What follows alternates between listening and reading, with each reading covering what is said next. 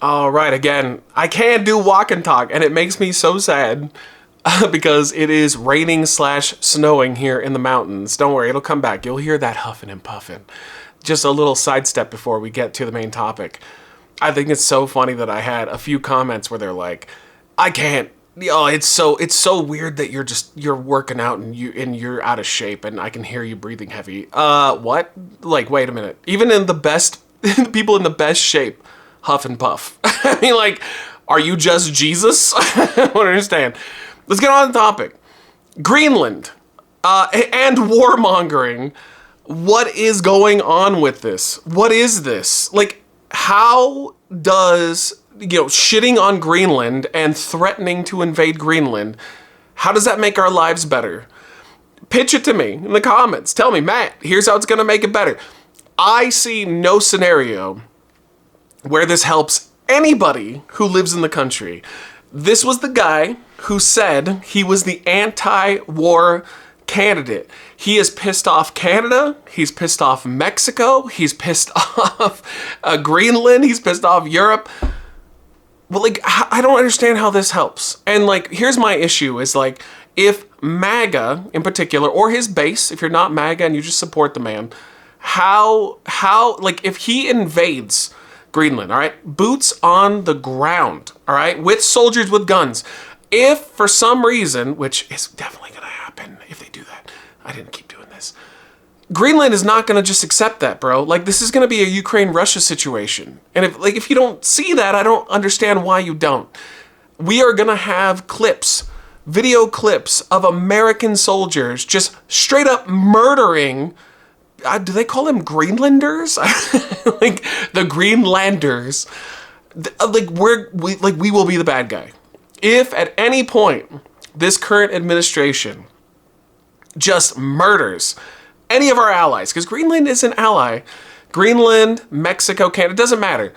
If there are clips of us just blowing innocent people away for their land or their resources, how does that help you? How does that help me? How does that help our lives?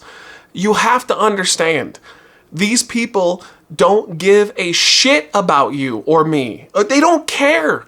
This is just so that they can have power and they can have wealth. This is just Iraq 2.0, all right? So I was really young when that happened, but I still remember it pretty fondly because my parents talked about it quite a bit because they're hippies. So in the comments down below, let me know why the fact that my parents are hippies means that my opinion by default means nothing, aka you didn't watch the video past you heard that, all right? How is antagonizing our ally gonna help us? Their claim is that Greenland is basically being run by China. China. I still don't understand how us invading them, because they clearly don't want it. Fuck the propaganda online. The propaganda online says, oh, Greenland wants us to invade them. Yeah, go look up the propaganda that Russia has about Ukraine, all right? Regardless of your feelings of the conflict, go look up the propaganda. All the Russia propaganda is like, oh yeah, no, the Ukraine asked us to invade them. They wanted it. What are we doing? How does this help anyone? How does this benefit us? Because, like, if we take that place, yeah, sure, they'll get their minerals, they'll get their wealth and whatnot. You're not going to see it. I promise you. You, like the regular working class and, poverty class, whatever, we're not going to see it. That's going to go straight to the people at the top. It really will. And I'm so confused how we went from saying we can't vote for Kamala, trash candidate, by the way, absolutely fucking trash, but I would take 1,000 Kamalas over what we're getting right now. And now we ended up with this guy who was supposed to be the anti-war candidate, and now he's just openly antagonizing everyone. Like, am I insane? And I'm sure that there's going to be a couple people that will say I am. I am not. I just want to have decent diplomatic relations with our allies and with our enemies. Because at the end of the day, you can work out more talking to your friends and enemies than you can just threatening them across the board. Yo, look at what China's doing right now. I know this is going to piss a lot of people off, and that's fair enough. Come at me. Go in the comments. Leave a comment. China's going to pass our asses up. They are going to be the world power. While we are doing the old school mentality of, if you don't agree with us, we're going to blow you out of the water. We're going to kill everybody. That's, you know, I'm not saying that just for YouTube purposes, because lately the TOS has been a little questionable. But if America is just going to threaten everyone, not just our enemies, but also our allies, and just like, oh, you have to do what we want to do because we have the greatest military ever, China's going to win. They are going to pass us up. I don't know if you know this or not. Maybe go look into it instead of just calling me a libtard. China is making deals with everyone, bro. They're doing a smart thing. They're making infrastructure deals with everyone. They basically, if the US pisses somebody off, China just rolls in, you know, fucking bouncing up and down with a lowrider, Eddie Guerrero style, without, you know, dying because he had a toothbrush in his mouth and he abused steroids.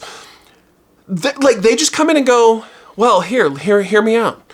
What if we pay for half of your infrastructure and then we have a relationship with each other? And you know, these countries go, oh, okay. So like, if you help us with our infrastructure, that means you have an investment in our country. And now if you get we get attacked, you'll have to come in and help us. It's kind of similar to what the Trump administration is doing with Ukraine right now, except that they're not like strong arming them. They're not going, well, basically give us half of your wealth, half of your mineral wealth forever, and we won't guarantee you help. China's basically saying, bitch, you make a deal with us, we're good. Like we will help you regardless, because now they have investment. Like, they are playing the smart game and we look like idiots. Stop with this nonsense of like, we gotta be strong. Yeah, we do have to be strong. That strong is not threatening everybody across the board. Strong is making deals. It's integrating our system into their system so that everybody benefits to a degree. That's not what we're doing, bro. Like, this Greenland thing, good Lord. The amount of people that I saw online who I debated and said point blank, if we vote Kamala in, she is going to start World War III. I'm sorry. We are definitely closer under the Trump administration. Who the fuck threatens Canada Canada?